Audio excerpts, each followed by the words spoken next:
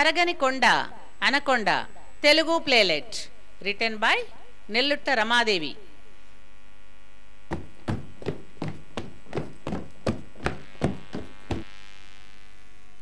Mummy ఆకలేస్తుంది, త్వరగా ఏమైనా పెట్టు, తొందరగా.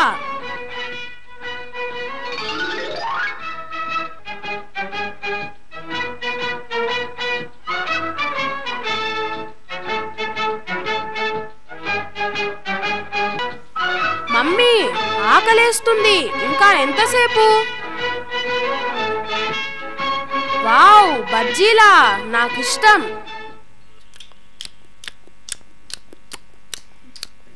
రాహుల్, ఏంటిది? ఇంటికొచ్చావో లేదో తినడం మొదలైందా? కాళ్ళు చేతులు కడుక్కోనే లేదు, బట్టలైనా మార్చుకోలేదు, నాన్ స్టాప్గా తింటూనే ఉన్నావు. ఆకలేస్తుంది డాడీ. మీకు కూడా ఇవ్వనా? నాకా? బజ్జీలు వద్దు, విపరీతమైన ఆయిల్ ఉంటుంది అందులో.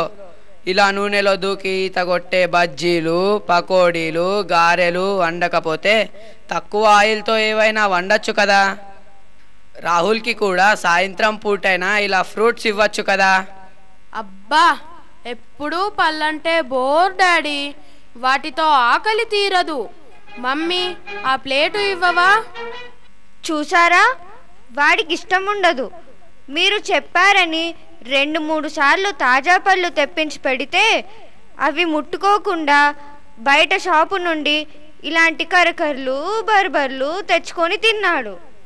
అదే మరి, వాడికి బయట కొనుక్కోవడానికి డబ్బులు ఎందుకు ఇస్తున్నారు? ఇంట బయట నానా చెత్త తిని ఇలా తయారవుతున్నాడు. ఏంట్రా, చిన్నపిల్లాన్ని పట్టుకొని ఏం మాటలవి? పిల్లలు చిన్నప్పుడు బొద్దుగా ఉంటారు గాని పెద్దవుతుంటే సన్నబడతారులేరా. వెర్రినాగన్నా, మీరలా మాటిమాటికి అంటున్నారనో ఏమో, తిండి కూడా తగ్గించాడు. వాడెప్పుడు తగ్గించాలి? ఆ గ్రైండర్ కన్నా విశ్రాంతి ఉంటుందేమో గాని వీడి పొట్టగిరినికి మాత్రం విశ్రాంతి ఉండదు. బంగారు కొండ, నేను చేసే లడ్డూలంటే వాడికి ఎంత ఇష్టమో.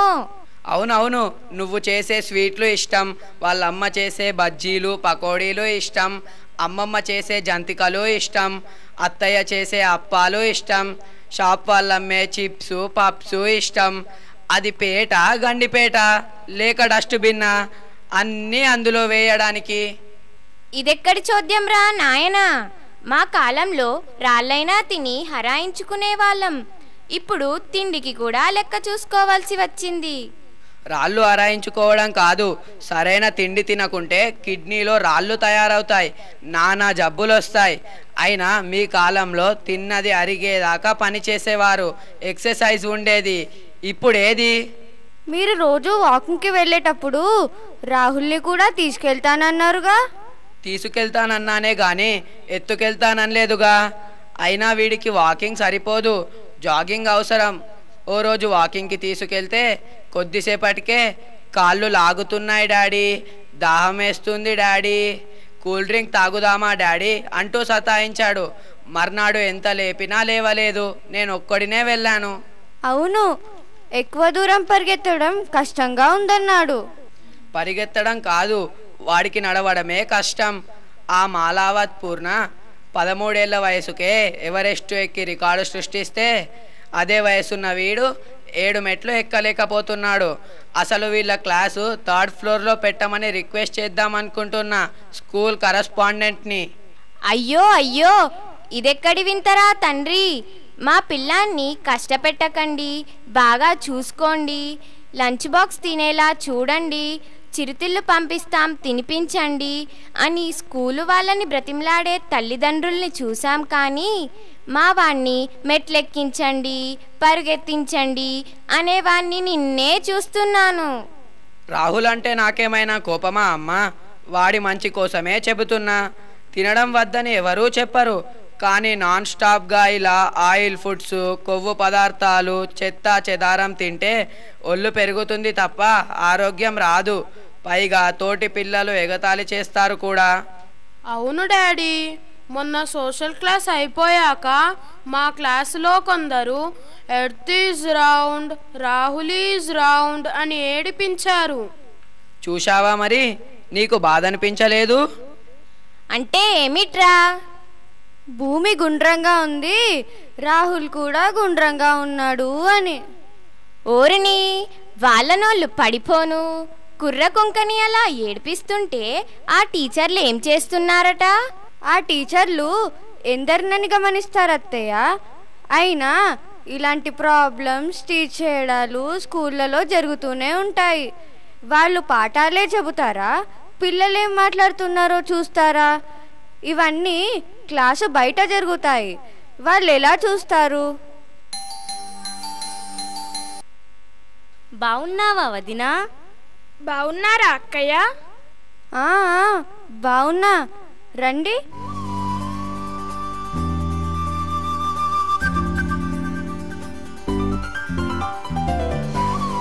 మధ్యాహ్నం భోజనాల టైంకు వస్తామన్న వాళ్ళు ఇంత ఆలస్యం చేశారేమిటే? మా పిల్లలకు ఇవాల్టి నుండే దసరా సెలవులు. మేం రెడీగానే ఉన్నాం, కానీ చిన్నన్నయ్య వదిన వాళ్ళు వచ్చేసరికి లేట్ అయింది. మళ్ళీ మొదలెట్టాడా సునంద? What's the problem? ఆకలిస్తోందట్నా? అవునన్నయ్య, తిన్నప్పుడేమో సరిగా తినడు, మళ్ళీ 5 నిమిషాలకే ఆకలంటాడు. సరిగ్గా తినకపోవడం ఏమిటి? హైదరాబాదు నుండి ఇక్కడికి వచ్చేదాకా గంటకు 500 చొప్పున 1000 రూపాయల తిండి తిన్నారు వీళ్ళు. అదంతా ఎటుపోయినట్లు? అదిగో రాహుల్, మళ్ళీ తింటున్నావా? ఏంటన్నయ్యా, రాహుల్తో కూడా ఇదే ప్రాబ్లమా? ప్రాబ్లం అని చిన్నగా అంటున్నావా? ఇది మా కుటుంబ సమస్య అయిపోయింది. అలాగా, సునంద పిల్లలది కూడా ఇదే సమస్య. మేము ఇందాక వస్తుంటే ఇంటి నుంచి తెచ్చినవే కాక దారి పొడవునా బిస్కెట్లు, చాక్లెట్లు, కూల్ డ్రింక్స్, ఐస్ క్రీమ్లు, చిప్స్, మిర్చి బజ్జీలు, కేకులు, అయ్య బాబోయ్, ఏవీ వదలకుండా తింటూనే ఉన్నారు. సునంద ఇలా ఎందుకు అలవాటు చేసిందో? అయ్యయ్యో, అదేం లేదన్నయ్య, మా ఇంట్లో అలవాట్లే వేరు. మా అత్తగారికి, మామగారికి, మీ బావగారికి రుచులు బాగా ఉండాలి. పొద్దున్నే ఇడ్లీ, కారపొడి, సాంబార్ చేస్తానంటే ఒప్పుకోరు. బాగా నూనె వేసి చేసిన వడలో, దోశలో, బోండాలో పల్లీల చట్నీ, కొబ్బరి చట్నీతో కావాలి. కూరలు కూడా అంతే, బాగా నూనె మసాలాలు వేసి స్పైసీగా ఉండాలి, లేకపోతే తినరు. అలాగా? రేపు ఏం వండాలో ఇవాళ రాత్రి భోజనాల దగ్గర చర్చ. అదేదో అంతర్జాతీయ సమస్యలాగా. ఆకుకూరలో, పప్పులో వండితే తినరని కాదు, దానితో పాటు మసాలా వంటలు 2-3 ఉండాలి. ఇక పిల్లలకు అలాగే అలవాటైంది. కార్తీక్ అయితే ఆకుకూరలు, కాయగూరలు అసలే తినడు. పిల్లలు ఇష్టపడేవి కాకుండా వేరేవి వండి వాళ్ళను సతాయించడం ఎందుకంటారు మా అత్తగారు. పెద్దవాళ్ళ మాటంటే అది అలా ఉండాలి. భేషుగ్గా చెప్పింది మీ అత్తగారు. అయినా నువ్వు కూడా ఏమిటే సునందా, మీ అన్నయ్యలాగా మాట్లాడుతున్నావు?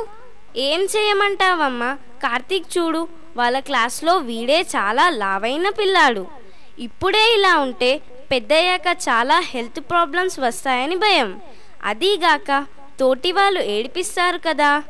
వీడిని స్కూల్ గేమ్స్లో పెడితే వీడి వల్ల పాయింట్స్ తగ్గి ఓడిపోతున్నామని టీమ్మేట్స్ మొత్తుకుంటున్నారట.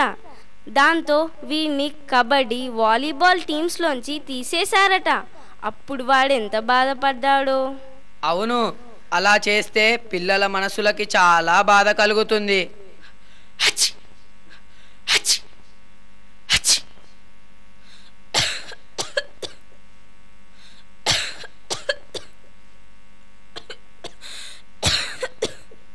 ఇక కావ్యకు వాతావరణం మారితే చాలు, జలుబు, దగ్గు, జ్వరం వస్తుంటాయి.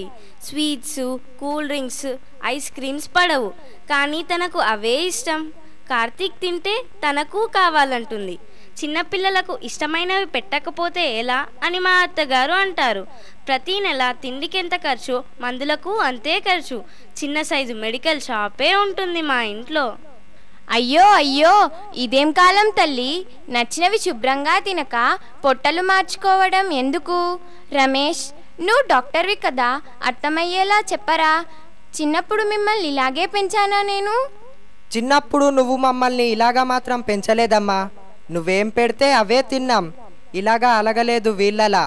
స్కూలుకి నడిచే వెళ్ళే వాళ్ళం. చెట్టెక్కి జామకాయలు చింతకాయలు కోసుకొని తిన్నాం. చెరువులో ఈతలు కొట్టాం. పరిగెత్తే వాళ్ళం. ఆటలు ఆడేవాళ్ళం. బయటి వస్తువులు ఇంతలా కొనుక్కొని తినలేదు. మా ఆటలకే మా క్యాలరీలన్నీ ఖర్చయిపోయేవి. పాపం ఈ పిల్లలకు ఇంటి దగ్గర పరిగెత్తడానికి ఆడటానికి స్థలం ఉండదు. చేతిలో స్మార్ట్ ఫోన్లు, టీవీలో ఆన్ ఆఫ్ చేయడానికి రిమోట్లు, స్కూల్కు వెళ్ళడానికి ఆటోలు, బస్సులు, తల్లిదండ్రులు డ్రాప్ చేయడాలు, ఇక శారీరక శ్రమ ఎక్కడిది? చాలా స్కూల్స్ గాలి వెలుతురు లేని అగ్గిపెట్టెల్లా ఉంటాయి. అసలు ప్లే గ్రౌండ్స్ లేని స్కూల్స్ ఎన్నో చెప్పలేం. ఇక ఆటలు ఆడించని స్కూళ్ళకి, ఆటలే ఆడని పిల్లలకి లెక్కే లేదు. అందుకేగా మన దేశం ఇలా ఉంది. పిల్లలు ఇలా రండి. ప్రపంచ జనాభాలో మన దేశానిది ఎన్నో స్థానం? త్వరలో మొదటి స్థానానికి కూడా వెళ్తాం. మరి ఒలింపిక్ గేమ్స్లో, ఏషియన్ గేమ్స్లో, కామన్వెల్త్ గేమ్స్లో మన స్థానం ఏమిటి?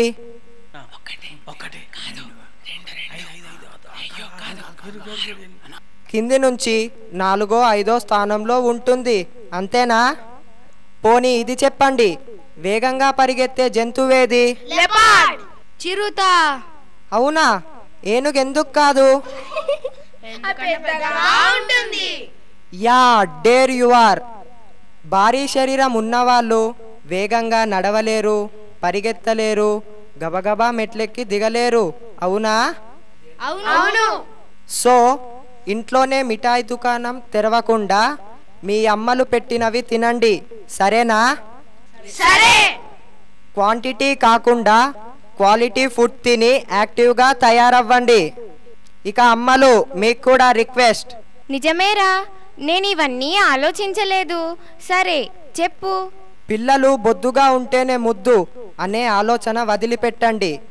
వద్దన్నా వినకుండా వెనకాలే పరిగెత్తి వాళ్ళ నోళ్ళలో కుక్కి కుక్కి తినిపించడం, నానా చెత్త తిండి తినిపించి అలవాటు చేయడం, వాళ్ళు అడిగిందల్లా వండడం మానుకోండి.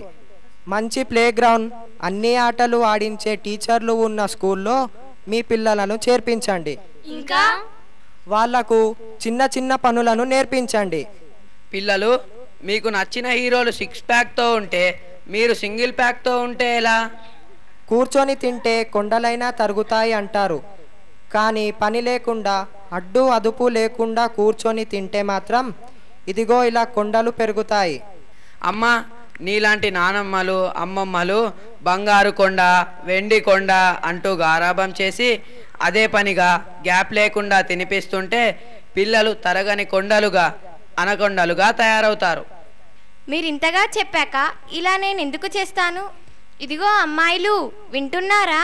అలా అని పూర్తిగా కందమూలాలు తినే ఋషుల్లాగా మారక్కర్లేదు. అవునవును, పండుగలు, ఫంక్షన్లు, పుట్టినరోజులు, పార్టీలు, పిక్నిక్లు అలాంటి సందర్భాల్లో రూల్స్ బ్రేక్ చేయొచ్చు, పర్లేదు. నెలకో 2 నెలలకో తిండి సూత్రాలు వదిలేయొచ్చు. లేకపోతే సంతోషం ఎక్కడుంటుంది? Thank you.